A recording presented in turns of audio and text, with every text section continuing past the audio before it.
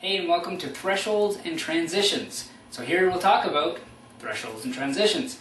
There are so many different kinds. There's different sizes, different colors, different shapes, and we'll try and explain as much as we can so that you'll have a more informed decision as to what you need for your particular project. So I will show you the different kinds, and then I'll show you what we're going to use for this project here.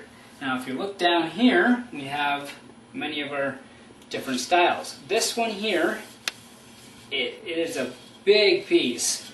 It's what we use for nosing on steps. So the tile would butt inside here.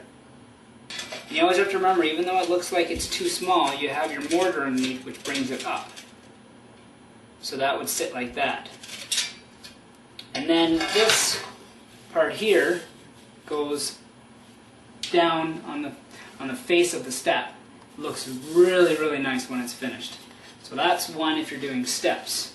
And steps basically are the same as if you were doing a floor. It's just you've got a small area, another small area, so you just consider them all different floors. And you'd want to snap your lines just like you would a full-size floor, but it's just in a small area.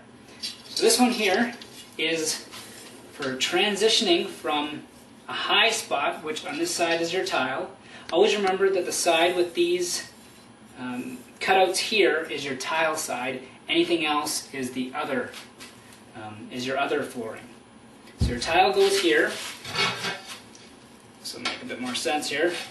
And then this side would be something that's lower. So if your tile, what usually happens is when you set your tile down, it's higher than your existing flooring.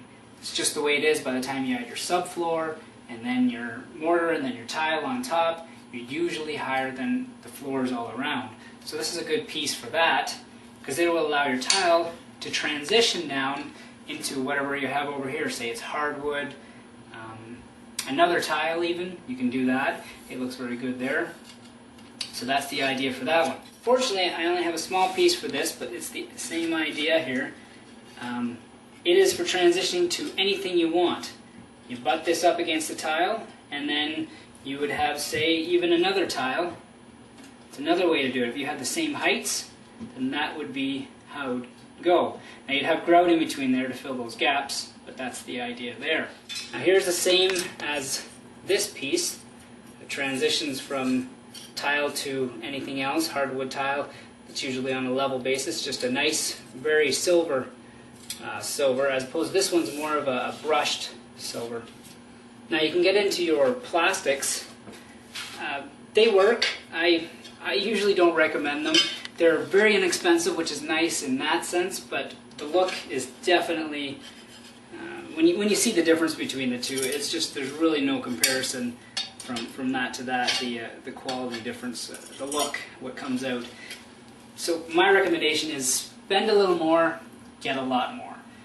It seems expensive, just like why would I want to spend all that money on a little bit of metal, but it comes out a lot nicer. You have different colors of plastic. There's the white, and then you have your beige here. When you're doing tile baseboards, don't want to forget about this, these also work for that. So your tile baseboard, if this were an actual baseboard here, you would take this, so obviously this would be the wall here. When you stick this onto the wall, you would just slide this in, and that's what everybody sees, because here's your wall, and you see this really nice it's really a great way to finish it, as opposed to just putting a bead of caulking along. It finishes it really well. If you want to decide what size you want of transition piece, there's like different sizes of the height.